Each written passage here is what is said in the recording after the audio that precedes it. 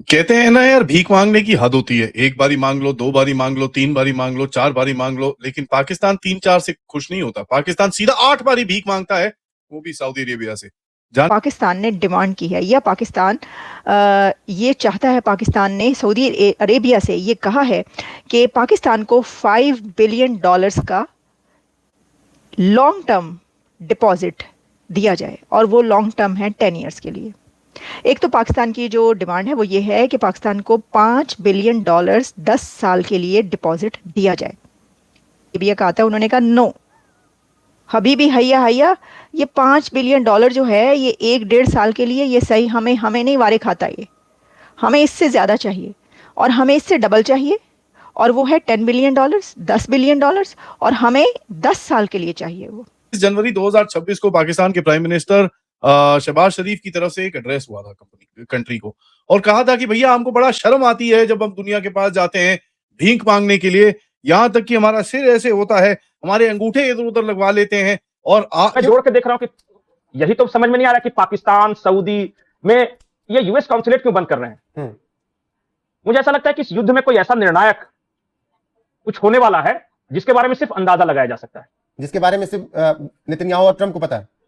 बिल्कुल बिल्कुल, सिर्फ उन दोनों को पता है। और उन्होंने कहा भी था कि अगले 2 से 3 दिनों के अंदर हम ऐसा कुछ करेंगे कि पूरी दुनिया सदमे में आ जाएगी। अब वो क्या करेंगे ये नहीं समझ में आ रहा है। दोस्तों, क्या पाकिस्तान की अर्थव्यवस्था अब पूरी तरह सऊदी अरब के भरोसे है?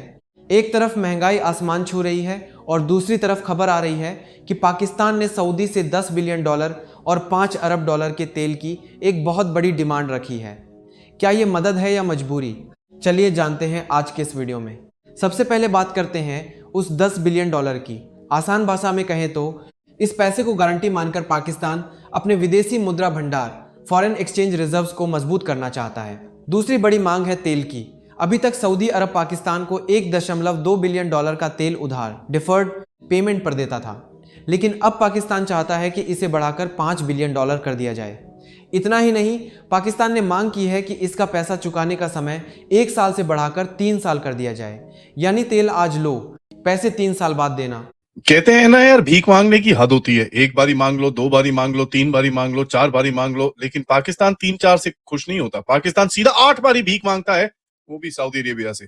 पाकिस्तान ने डिमांड की है या पाकिस्तान ये चाहता है। पाकिस्तान ने सऊदी अरेबिया से ये कहा है कि पाकिस्तान को $5 बिलियन का लॉन्ग टर्म डिपॉजिट दिया जाए, और वो लॉन्ग टर्म है 10 ईयर्स के लिए।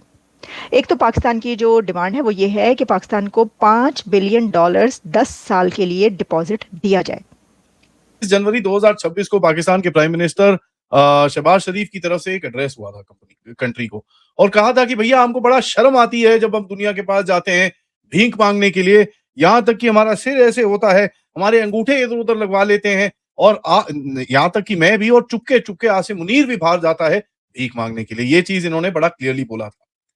6 हफ्ते उस बात को आज हुए हैं। आज आपको पता चलेगा सऊदी अरेबिया के पास इस 6 अच्छा देखिए, अब जो खबर है वो है सऊदी अरेबिया और पाकिस्तान के बारे में, और ख़ास तौर पर क्योंकि इस वक्त एक जो टेंशन है ईरान और इजराइल की वॉर की, उस टेंशन के बीच में, उस वॉर क्राइसिस के बीच में ये वाली खबर ज़्यादा इम्पॉर्टेंट हो जाती है। खबर एक दो हैं खबरें जो मैं आपके सामने रखती हूँ। देखते के अंदर इन्होंने 8 बारी भीख मांगी है, जिसका पोटेंशियल $25 बिलियन का है। As a matter of fact ये चीज कंफर्म हो चुकी है, इनके जियो टीवी और द न्यूज के ऊपर भी आ चुकी है, और काफी हंगामा मचा हुआ है इस टाइम पे पाकिस्तान में। बिकॉज पाकिस्तानी लोग बोल रहे हैं, सालों मरियम के लिए तुम नए नए जहाज ले रहे हो।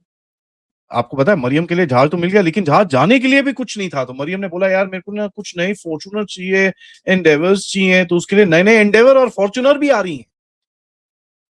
तो लोग बोल रहे हैं कि भैया ये चक्कर क्या है, तुम साले जहाज ले रहे हो, फॉर्च्यूनर ले रहे हो, यहाँ पर हमारे तुमने पेट्रोल के दाम एक दिन में 50-55 रुपए ऊपर कर दिए। इतनी एरोगेंस आई कि इनके टीवी चैनल पे जो इनके गवर्नमेंट से लोग आए, कहते हैं हम तो 110 कर सकते थे, 55 किया है ना, खुश रहो।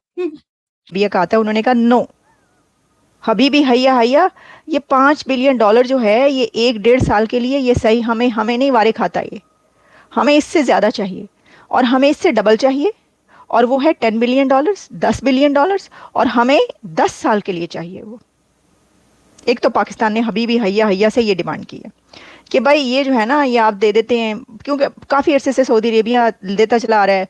एक $1.5 बिलियन तो वो अक्सर ही फैसिलिटी उसकी ऑयल फैसिलिटी के मद में रखवा देता है। उन्होंने कहा जी ये जो है ये हमें $5 बिलियन आपने deposit Pakistan in a long term facility for 10 years.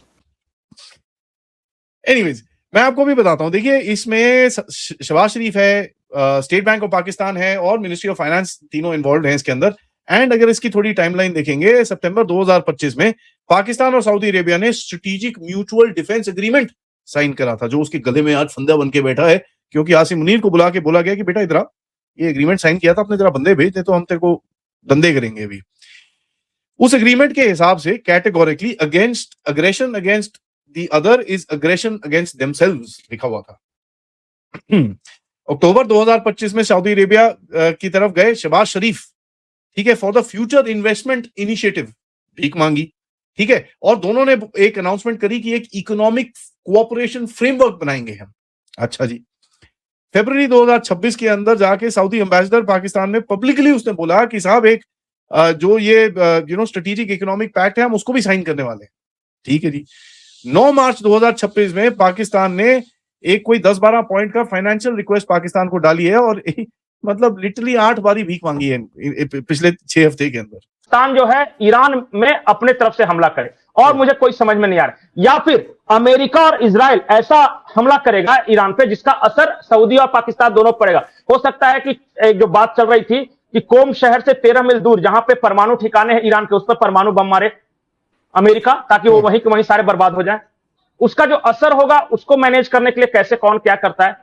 लेकिन एक बात तो है कि यूं ही यूएस कॉन्सुलेट बंद नहीं हो रहे हैं, यूं ही डोनाल्ड ट्रंप नहीं कर रहे कि सारे निकल के चले आओ अमेरिका, जितने गल्फ कंट्रीज में हो, पाकिस्तान में हो, सब निकल के भागो।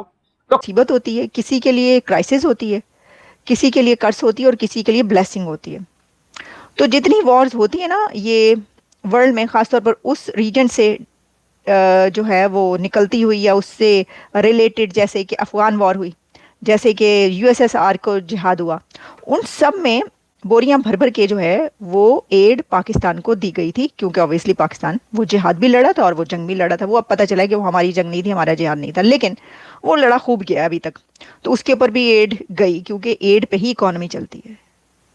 वहाँ की इकॉनमी जो है पाकिस्तान की वो एड पर ही चलती है, या आईएमएफ की एड या फिर ये जंगों की एड। जंगों की इकॉनमी है, तो आप किसी से भी बात कीजिए तो कोई ढकी छुपी मतलब के सबको पता है जंगों की इकॉनमी पर चलती है ये एड पर, ये वाली इकॉनमी। तो देख लें आखिर आ ही गया ना अब ईरान और इजराइल और यूएसए की उस वॉर, जिसमें कि आप अभी जो 10 पॉइंट है, 6-8 पॉइंट है, 10 पॉइंट है, जो चीजें बोला है कि साहब जो आपके डिपॉजिट हमारे पास हैं $5 बिलियन के, वो आप आप अभी उसको 10 साल के लिए कर सकते हैं क्या? पाकिस्तान का जो पार्ट डिपॉजिट $3 बिलियन का था वो वैसे भी थोड़ा बहुत एक्सटेंशन करके 2026 तक था। आप बोलते हैं भैया सीधा 36 तक ले जाओ। जो 5 बिलियन है बोलता है यार ये छोटा मोटा छोड़ो, पूरा 5 बिलियन को उठा के 36 तक कर दो आप। That is the most important thing, क्योंकि हमारी बैंड बची हुई है इस टाइम पे। उसके बाद बोलते हैं भैया जो ऑयल फैसिलिटी है आपकी $1.2 बिलियन की, उसको जरा $5 बिलियन कर दो, और पेमेंट साइकिल जो 1 साल है, नहीं उसको 3 या 5 साल कर दो। एक्सक्यूज मी, $1.2 बिलियन से लेके सीधा 5 बिलियन, और 1 साल से सीधा 3 या 5 साल।